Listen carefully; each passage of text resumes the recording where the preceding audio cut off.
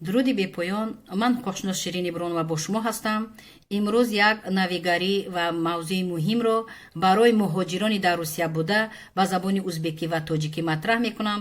аз аввал то охир гӯш кунед, ин ба фоидаи шумо аст. навигарӣ барои муҳоҷирон дар Русия рӯзҳои наздик системаи ҳисобӣ қайти муҳоҷирон дар Русия ба дасти Вазорати алоқаи Русия мегузарад. дар навбати аввал маълумот дар бораи даромадан ба Русия, баромадан аз Русия, инчунин нуқтаи географии муҳоҷирон бояд ки баррасӣ шавад. яъне ки сода карда ба шумо фаҳмонам, яъне ки системаи ҳисобӣ ки шавад, муҳоҷире ки ба Русия медарояд ё аз Русия мебарояд ё дар кадом нуқтаи Россия зиндагонӣ дорад, вай автоматически ба мақомотҳои дахлдор ба воситаи алоқа бояд ки яъне ки маълум шавад ки ҳамон муҳоҷир дар куҷо зиндагонӣ дорад, кор ва фаъолият дорад, ё ки баромад аз Русия ё ки ба Русия даромад.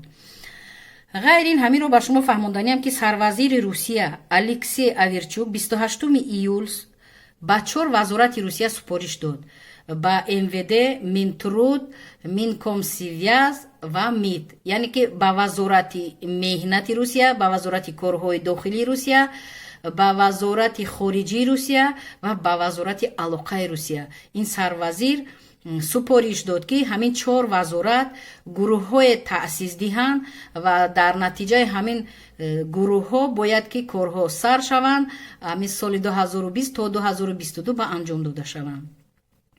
барои ҳаминро гуфтаниам ки ҳозир шаҳрвандони Русия пурра аз программаи госуслуге ки баъзеҳо медонед, баъзеҳо намедонед, истифода мебаранд. госуслуги чи аст? ин программае ҳаст ки одамон дар хона нишаста масалан тамоми корҳои худро ба воситаи интернет дар ин программаи госуслуг ба анҷом мерасонанд.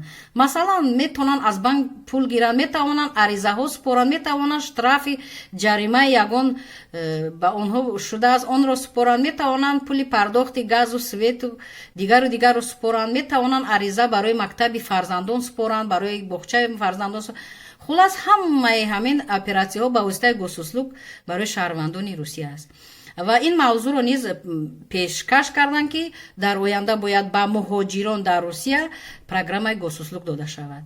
агар программаи госуслуг дода шавад, ҳар як муҳоҷир бояд ки симкартаи телефони ӯ ба ному насаби худаш бошад, чунки дар оянда проблема барои ӯ нашавад. ва ӯ метавонад ба воситаи ҳамин программаи госуслуг аз хона набаромада, аз ҷои кор набаромада, тамоми корҳои худро ба анҷом расонад. ин барои он фоида дорад, сабукӣ дорад ва зарар надорад. ғайр ин нафароне ки дар ҳамин канали ман ҳуқуқшинос Ширин Ибронова чунин видеоҳоро тамошо мекунед, хоҳиш мекунам ба дигар ҳамватанон муҳоҷирони меҳнатӣ ҳамин видеоҳоро расонед, падилитсия кунед, чунки дигарон низ аз ин навигариҳо бохабар бошанд. на ҳама ютуб доранд, на ҳама дар ютуб медароянд ва на ҳама аъзои мисол канали мо бар ин ҳуқуқшиносо ҳастанд. ва хоҳиш мекардам барои ёрдам ва дастгирии ҳамватанон ба дигарон низ ба воситаи телефони мобилӣ расонед.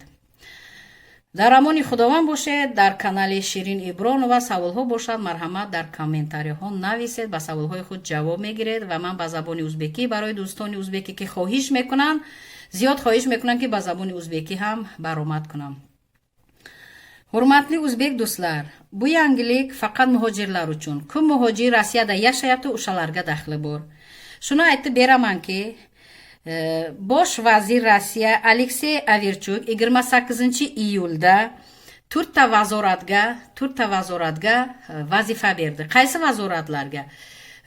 Ichki ishlar bo'limiga, keyin xorijiy vazirligiga, keyin mehnat vazirligiga, undan keyin aloqa vazirligiga. O'shalarga vazifa berdiki, shu to'rtta vazoratdan guruhlar olib, o'shalar ishni boshlasinlar. Ya'ni ki muhojirlar kim Rossiyada yashayapti, ularni qaydga olsinlar. Undan keyin masalan muhojir Rossiyaga kiradi, chiqadi yoki qayerda yashayapti Rossiyada, o'sha geografiya nuqtasi, ya'ni yashaydigan joyi avtomatik ma'lum bo'lsin. Undan keyin yana bir muhim masalani aytdilarki, mana shaharvan fuqaro, Rossiyaning fuqarolari gosusluk degan programmani ishlatadi. Bu juda ham yaxshi programma. Uydan chiqmasdan, ishdan chiqmasdan любой ishni odam mana shu gosusluk bilan bajaradi.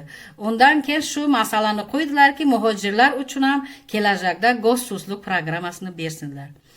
faqat sizlar nima qilishlaring kerak, shu sim kartalaring o'zlaringni ismlaring familiyalaringda bo'lsa yaxshi, agar bo'lmasa sim karta yangi olasizlar, chunki o'zlaringda imena masalan ismlaring familiyalaringda bo'lsin. Chunki kelajakda hamma shu ishlar mana shu sifrovaya platforma для учета migrantov boshlanadi. Nima ish bo'lsa shu hammasi aloqa bilan daxli bor. Kim mani kanalimda huquqshunos Shirin Ibronovada agar a'zo bo'lsalaring, iltimos qilaman, boshqa muhojirlarga mana shu videoni yuboringlar. Boshqa muhojirlar mumkin meni kanalimda a'zo emas yoki ular bilmaydi. O'sha uchun shu videoni mana telefonlaring bilan boshqa muhojirlarga, o'zbek do'stlarga yuboringlar, toki bu yangilikni ular ham bilsin. Hammalaring o'zlaringda sim kartalaring bo'lsinki, kelajakda problema bo'lmasin. Salomat bo'linglar, boshqalarga ham yuboringlar. Дар амони худованд бошед дӯстони муҳтарам ва хоҳиш мекардам ки ба дигар муҳоҷироне ки дар Русия зиндагонӣ доранд ҳамин видеоро расонед, то ки онҳо низ аз ин хабардор шаванд ва сим-картҳои худро ба ному насаби худ бигиранд, агар ба ному насаби онҳо набошад. Дар амони худованд бошед, бо мо бошед.